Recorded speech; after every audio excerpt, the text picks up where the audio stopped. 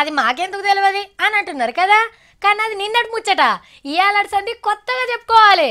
దునియాలున్న 5వ మహానగరంలున్నా, ప్రపంచమంతా పరిశానై చూస్తున్న గొప్ప నగరంలున్నా, అబ్బా ఒక్కపారు చూస్తే మంచిగుండు అని అనిపించే అందాల నగరంలున్నా, గా నగరాన్ని ఆదర్శంగా తీసుకోవాలి అనే హైదరాబాద్ నగరంలున్నా, నేనే కాదు హైదరాబాద్లో ఉన్నోళ్ళంతా హైదరాబాద్ మా రాజధాని అని మురిసే 31 జిల్లాల 3.5 కోట్ల మంది సంబరపడే వార్తిది. ఇప్పుడు హైదరాబాద్ అంటే తెలంగాణ రాజధాని, భారతదేశంలో ఒక పట్టణమే కాదు, ప్రపంచ పట్టణం.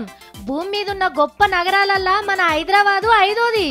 130 నగరాలతోని పోటీపడి ఈ ర్యాంకు తెచ్చుకునుడంటే చిన్న ముచ్చటేం కాదు.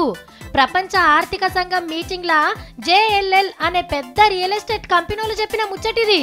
డెవలప్ కంప్యూటర్ కంపెనీలు, చదువులు, సడకులు, కొలువులు, వ్యాపారాలు, ఇండ్ల కిరాయిలు, తిరిగే సౌలతులు, తిండి, బెంగళూరుకి ఫస్ట్, మనకు 5వ ర్యాంక్ వచ్చిందన్నట్టు. రావాల్సిందే మరి. భాగ్యనగరం అంటే బతుకు తెరువుకు డోకా లేని పట్నం. అందరినీ కడుపులో పెట్టుకొని చూసుకుంటది. పైసుంటే ప్రపంచాన్ని చూడొచ్చు, లేకుంటే పల్లెటూరు బతుకొచ్చు. ఉన్నోళ్ళకు బిర్యానీ, లేనోళ్లకు 5 రూపాయల బువ్వ.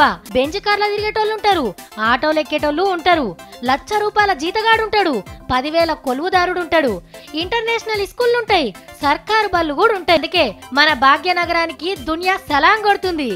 ఇప్పుడు 5వ ర్యాంక్ వచ్చింది. కానీ పట్నాన్ని సింగారించినాక, మెట్రో రైల్ కూతబెట్టినాక, మొగుల మీద రోడ్లేసినాక, మూసీ నది ముద్దుగా అయినాక, పచ్చటి పార్కులు పట్నమంతా వరిసినాక, విశ్వనగరాల లిస్ట్ లా ఫస్ట్ ర్యాంక్ మనకే వచ్చుడు గ్యారంటీ.